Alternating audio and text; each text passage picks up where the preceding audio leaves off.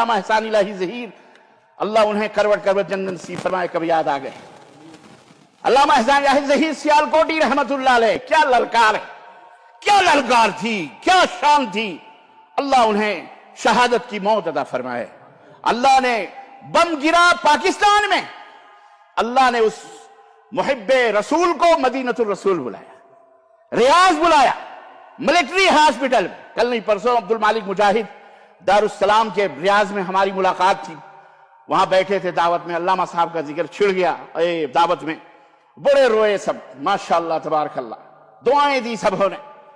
کہاں؟ ریاض میں، وہاں نماز جنازہ ملک نے پڑھی، سبوں نے پڑھی، شیخ ابن باز رحمت اللہ علیہ نے پڑھائی، اور پھر جنازہ وہاں سے اٹھا مدینۃ الرسول آیا، نبی کے مسجد میں آیا، اور مسجد میں ائمہ حرم نے وہاں نماز پڑھی، جامعہ اسلامیہ میں سارے طلبہ ایک دنیا، اور دعا کیا کرتے تھے علامہ احسان الہی ظہیر رحمت اللہ علیہ کہ اللہ امام مالک کے بغل میں مجھے جگہ عطا فرما۔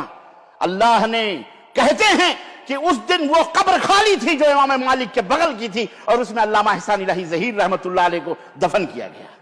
یہ عظمت ملتی ہے مرنے کے بعد بھی۔